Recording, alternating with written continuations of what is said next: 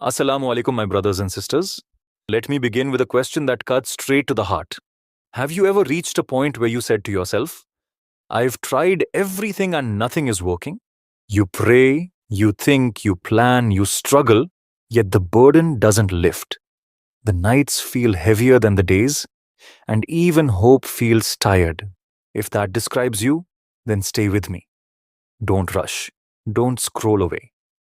Because in the next few minutes, I will share 5 simple steps that can change how you walk through hardship. Not by removing every problem instantly, but by giving you strength, clarity, and peace while you face them. And listen carefully. The fourth and fifth steps are the most powerful of all. Many people never reach them, and that's why they stay stuck for years in the same pain. Life was never promised to be easy. The hardship is not a sign that Allah has abandoned you. In fact, hardship is often a sign that Allah is working on you. But how you respond determines whether hardship breaks you or builds you. The first step is acceptance, not surrender. Acceptance means you stop fighting reality and start dealing with it wisely. Many people suffer twice. Once from the problem itself, and again from refusing to accept that it exists. They keep asking, why me? Instead of asking, what is Allah teaching me? Acceptance does not mean you like the situation. It means you recognize that Allah is Al-Hakim, perfectly wise, and nothing reaches you without purpose. When the heart accepts this, something powerful happens. Panic reduces, anger softens, and the mind becomes clearer. You stop wasting energy resisting the test. And you begin using that energy to move forward. The second step is returning to what you can control. Hardship feels overwhelming because it convinces you that everything is out of your hands. That is not true. You may not control the outcome, but you control your effort, your choices, your words, and your response. Islam teaches responsibility without obsession. Do what you are able to do. Seek lawful means, take wise steps, ask for advice, improve yourself, and then stop torturing your heart over what is beyond you.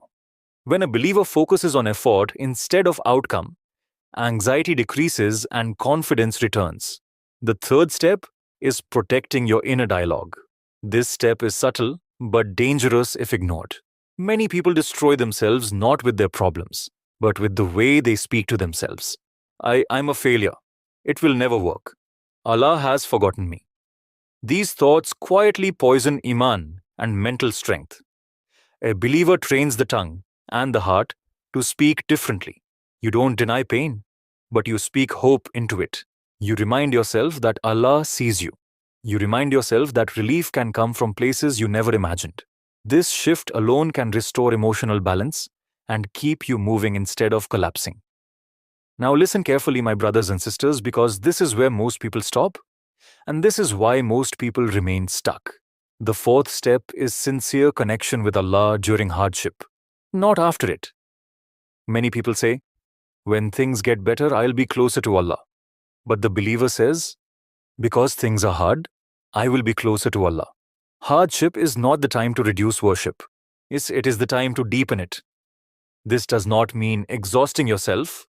It means intentional moments, quiet dua, honest tears, simple prayers offered with a broken heart.